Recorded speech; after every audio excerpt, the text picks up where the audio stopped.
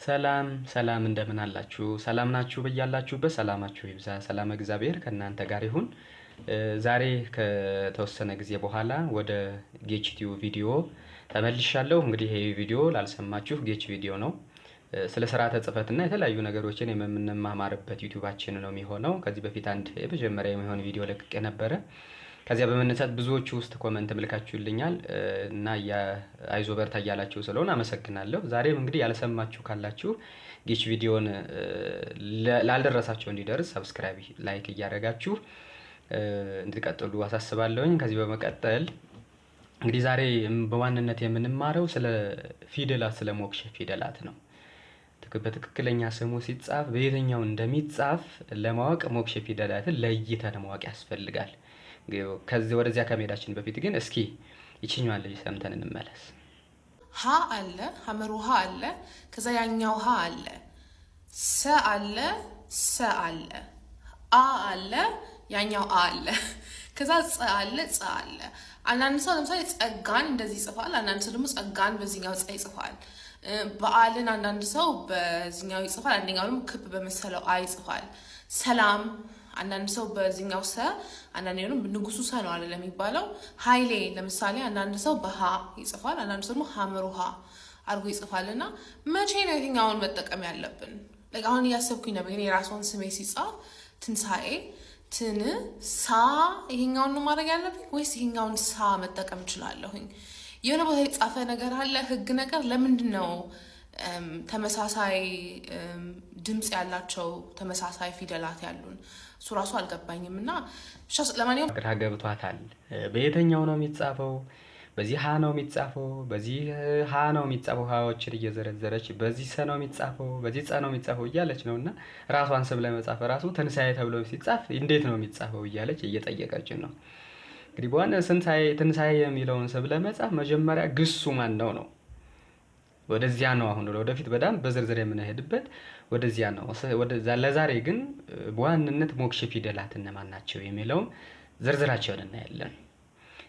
የመጀመሪያው ሞክሼ ፊደላት የምንላቸው ሀ 3 ሞክሼ ወይም ተመሳሳይ ድምጸት ያላቸው ፊደላት አሉ። ሰ 2 ሞክሼ ወይም ተመሳሳይ ድምጸት ያላቸው ፊደላት አሉ። አ ተመሳሳይ 2 ያላቸው እና ጸ ሁለት ድምጸት ያላቸው ተመሳሳይ ፊደላት አሉ። ስለዚህ እነዚያ ደግሞ የራሳቸው ስያሜ ያላቸው። የመጀመሪያው ሀ ሀሌ ታውሃ፣ ሀሌ ብሎ ሲጻፍ የሚጻፈው የመጀመሪያው ሀ ሀለ ሀ መሰ ብለን ምን አይደል? እንግዲህ እስከ ፍሬምናጦስ ድረስ በነገራችን ላይ የፊደላት አቀማመጡ እንደዚህ አልነበረም።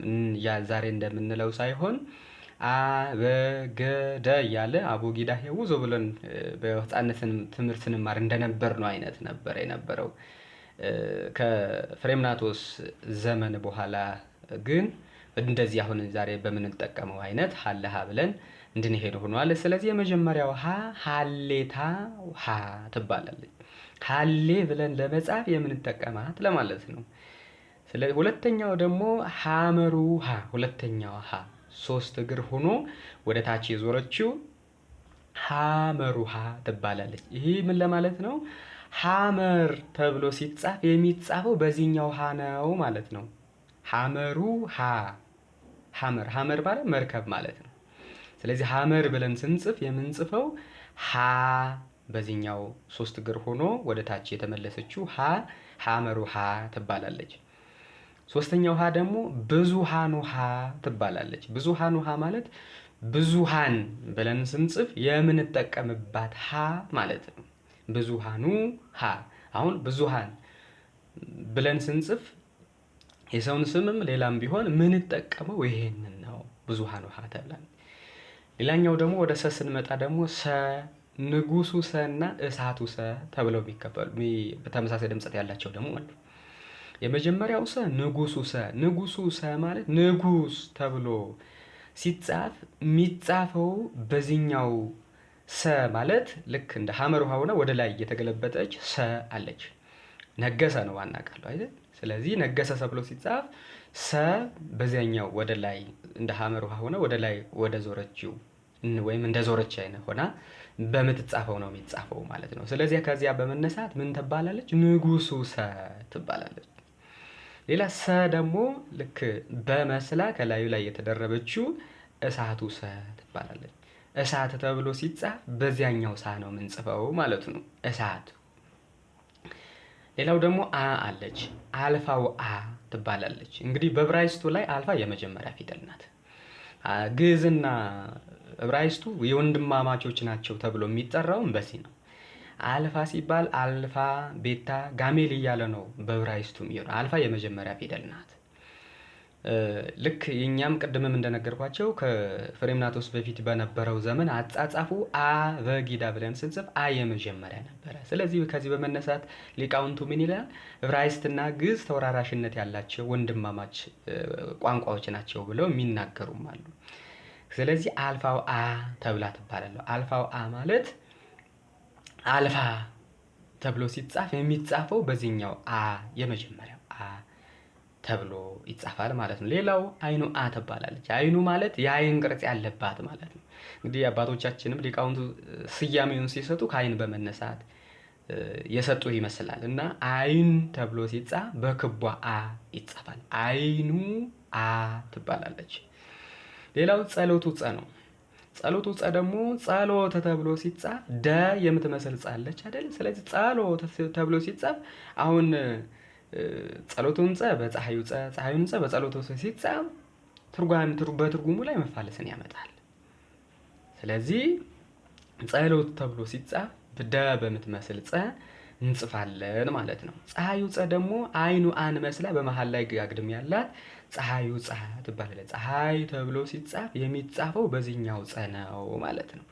ስለዚህ እነዚህን አውቀን መጀመሪያ ከተረዳን በኋላ ደግሞ አጻጻፍ ውስጥ እንገባለን። እንግዲህ አጻጻፉን ለማወቅ በግድ ዋና ስራው ግሱን ማወቅ ይጠበቅብናል። 8 አርዕስተ ግስ የሚባሉ አሉ። ራሳቸው የአገሳሰስ ወይም ሂደት አላቸው፣ ደረጃ አላቸው። ስለዚህ እነዚያም ቀስ በቀስ በደንብ እያየን እያንዳንዱ ጽፈቱ ወይ ሲጻፍ በየትኛው ነው መጻፍ ያለበት የሚለውን የምናይ ነው የሚሆነው። ለዛሬ ግን የመጨረሻ አንድ ገና ወደ ውስጥ አልገባንም እንደ መነሻ የሚሆን አንድ ኮመንት ላይ የገባችሁ መልስ የምትሰጡበትን እንደ ጥያቄ ብሬንስቶርሚንግ ወይም አይምሮን ለመፈተሽ ያህል ግዕዝ ቋንቋ የቋንቋን ስም ለመጻፍ ማለት ቋንቋ ግዕዝ ብዙ አይነት ትርጓሜ ስላለው ነው። የግዕዝ ቋንቋ ብሎ ለመጻፍ ግዕዝ በየትኛው ነው የሚጻፈው? በአልፋው አ ነው ወይስ በአይኑ አ ነው የሚጻፈው? ስለዚህ ይህንን በኮመንት እየገባችሁ እስኪ እናንተ ራሳችሁን ፈትሹ። ኋላ ቀጣይ ቪዲዮ ላይ በደንብ የምንሄድበት ነው የሚሆነው። ከኮመንት በመንስ ሌሎችም ተጨማሪ መሰራት ያለባችሁ ይሄ ቢሰራልን በዚህ ቢሰራ የሚለው ኮመንት ከእንትን ጥያቄ የሚኖራችሁ ከሆነ በኮመንት ላይ እየገባችሁ ጻፉልኝ። አሁንም በድጋሜ አመሰግናችኋለሁ። በመጨረሻ ግን ዩቲዩቡ በሁሉም ሰዎች እንዲደርስ ሰብስክራይብ እና ሼር ኮመንት ማድረጋችሁን አትርሱ። አመሰግናለሁ።